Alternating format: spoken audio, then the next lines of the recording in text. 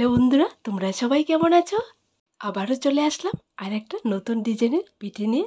আশা করি আজকের পিঠের ডিজাইনটা তোমাদের কাছে খুব ভালো লাগবে। আজকে আমি সুন্দর একটা ডিজাইন করে সিরিজ পিঠা তৈরি করে তোমাদেরকে দেখাবো। পিঠে তো আমরা সবাই কম বেশি বানিয়ে থাকি, কিন্তু আমার মতো ডিজাইন করে পিঠে যদি বানাও তাহলে সবাই খুবই পছন্দ করবে। এরকম সাবু দিয়ে যখন ডিজাইনটা করবে উপর দিয়ে, তেলের উপর ভাজার পর সাবুটা ফুলে এতটাই মোটা হয়, খুবই সুন্দর লাগে দেখতে আর খেতেও খুব ভালো লাগে। সুন্দর সুন্দর ডিজাইনের সিরিজ পিঠা তৈরি করে বছর জুড়ে সংরক্ষণ করে রেখে দাও, একদম নষ্ট হবে না। কোনো প্রকার ঝামেলা ছাড়াই একদম সিম্পলভাবে তোমরা এই পিঠের ডিজাইনগুলো করতে পারবে। আমি যে পদ্ধতিতে এই পিঠেগুলো তৈরি করি তোমরাও একবার বাড়িতে ট্রাই করে দেখবে। খুবই সহজ একটা পদ্ধতি।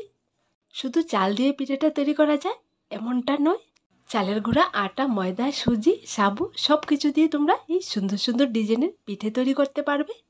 আজকে আমি তোমাদেরকে এই পিঠেগুলো কয়েকটা কালার করে বানিয়ে দেখাবো। আর তোমরা যদি চাও কালার করে বানাতে পারবে, আর যদি চাও কালার ছাড়া বানাবে তাও পারবে। তাহলে চলো আজকের এই সিম্পল পিঠের রেসিপিটা শুরু করা যাক। প্রথমে নিয়ে নিলাম এক বাটি চাল। এখানে প্যাকেটের যে সেদ্ধ চালটা হয় এই চালটা নিয়েছি আমি। তোমরা চাইলে যে কোনো চাল নিতে পারো, সেদ্ধ বা আতপ। চালটাকে 1 থেকে 2 ঘন্টা ভিজিয়ে রাখবো। এইভাবে তোমরা চালকে 1 থেকে 2 ঘন্টা ভিজিয়ে রাখার পর সুন্দর পিঠে তৈরি করতে পারবে, একদম ঝামেলা ছাড়াই। দেখো বন্ধুরা, এখানে চালটাকে আমি 1.5 ঘন্টার মতো ভিজিয়ে রেখেছিলাম। এরপর ভালো করে ধুয়ে ক্লিন করে নিয়ে আসলাম। এইবার চালটাকে ব্লেন্ড করে নেব। আমি এখানে ছোট বাটিতে 1 বাটি চাল নিয়েছি। তোমরা চাইলে কম বেশি বানাতে পারবে, কারণ এখানে অল্প চাল দিয়ে অনেকগুলো পিঠে তৈরি করা যায়।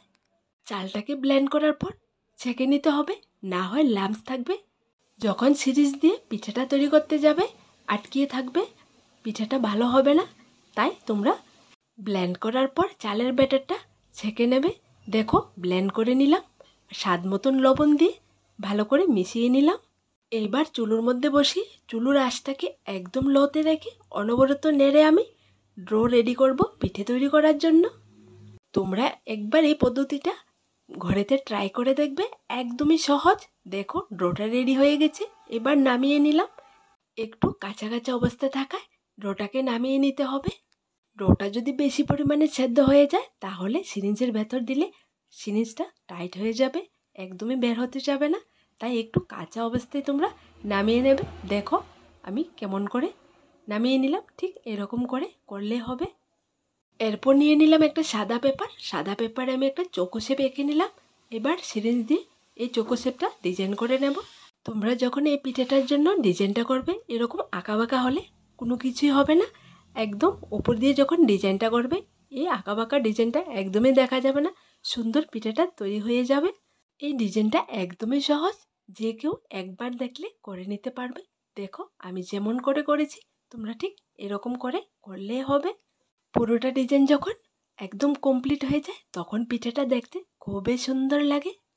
তোমরা এরকম পেপারের উপর সুন্দর সুন্দর ডিজাইন এঁকে পিঠে তৈরি করতে পারবে। যদি আমার মতো করে এই সিরিঞ্জ পিঠেটা তৈরি করো তাহলে একদম সহজে করে নিতে পারবে। দেখো বন্ধুরা, সাইডের ডিজাইনটা আমি করে নিলাম।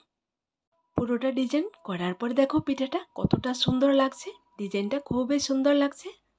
মাঝখানের অংশটা একটুখানি ফাঁকা রেখে পিঠের চারপাশ আমি ডিজাইন করে নিলাম। দেখো পিঠেটা বানানো একদমই কমপ্লিট। এবার পিঠের উপর আমি কালারিং সাবু দিয়ে ডিজাইন করে নেব। এখানে আমি আগে সাবুগুলোকে ভিজিয়ে রেখেছিলাম গ্রিন কালার দিয়ে। দেখো এবার একটা একটা করে সুন্দর করে সেট করে বসিয়ে দেব। ঠিক একই রকম করে আমি বাকি সবগুলো পিঠে তৈরি করব আর সাবু দিয়ে ডিজাইন করে নেব।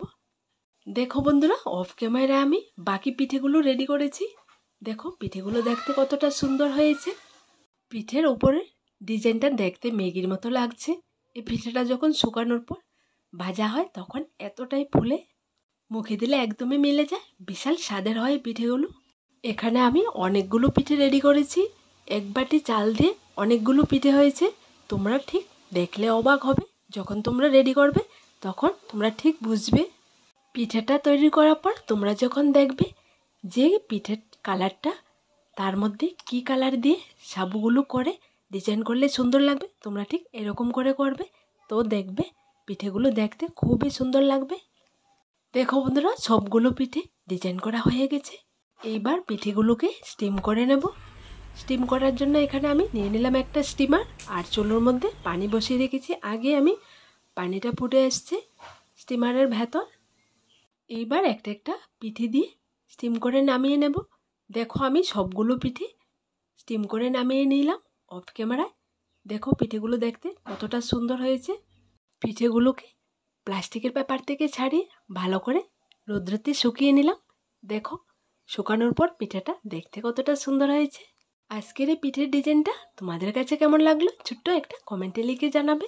আর আমার দেওয়া সবগুলো রেসিপি তোমাদের যদি ভালো লাগে থাকে তাহলে আমার এই ছোট্ট চ্যানেলটাকে লাইক, শেয়ার এবং সাবস্ক্রাইব করে পাশে থাকা বেল বাটনটি অবশ্যই ক্লিক করে রাখবে, যাতে করে আমার দেওয়া নতুন নতুন রেসিপিগুলো সবার প্রথমে তোমাদের কাছে পৌঁছায়। আজ এখানে আবার দেখা হবে নতুন একটা রেসিপির সাথে। সবাই ভালো থেকো, সুস্থ থেকো।